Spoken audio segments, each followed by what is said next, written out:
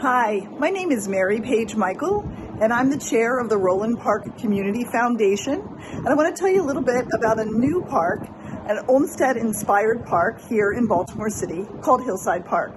Roland Park is one of the oldest planned communities in the country. Olmsted Sr. was involved in the planning of Roland Park towards the end of his career, but it was mostly his sons that planned Roland Park. And if you drive through this area, you will know in a minute that you're in an Olmsted planned park. Hillside Park is 20 acres of property that we have a contract for. We're purchasing it from the Baltimore Country Club. We were competing with real estate developers for housing, and we won. We have the contract. The Olmsted Brothers developed all of the space around this park. So it seemed especially fitting for us to match that with an Olmsted-inspired park. It should fit in. It should feel like Olmsted designed it himself. It's going to be the first public park of its size in Baltimore City in a century. So what does it mean to be an Olmsted-inspired park in 2022? Olmsted believed that the most beautiful places should be shared. And I hope you can see by these pictures that this is just a glorious, glorious space.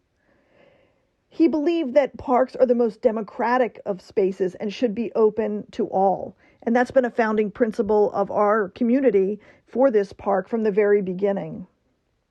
He believed in the genius of place, in embracing the topography. This property has hills and valleys, it has streams and forests, and it's just a wonderful mixture of topography. So we really want to embrace that, as Olmsted, I think, would have wanted. The first thing that you see when you see our plan is the curved paths. And of course, that's a very typical Olmsted characteristic. He wanted you to slow down, take into account the topography, look around, take in the view. And so that's the first thing you'll see when you look at our plan. Olmsted loved magic and surprise, and we will have those elements in this plan. If you walk through the woods, it will open up to a whole new meadow on the other side. When you come around a corner, it'll open up to the great lawn. So we're trying to keep that same principle in this park. It will mostly be a passive park, as Olmsted would have wanted. His sons really said sometimes you need to have some more recreation in the park. So we do have on the southern portion of the park some more programmed areas for maybe tennis, baseball, something like that.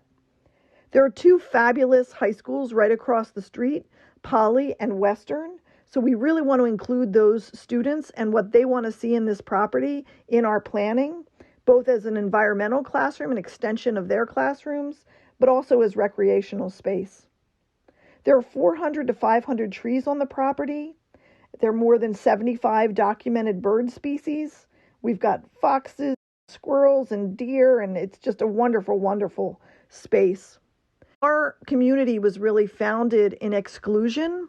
This was one of the hot spots for redlining in the country. And our community really feels like this park will be a real expression of what we want in the future to be an inclusive neighborhood. And there's really no better way to do that than to create a public park. So I hope all of you will put Baltimore on your plans to come visit us. Maybe the end of 2023, you'll be able to really see this park take shape. But Olmsted lives on. So thanks so much.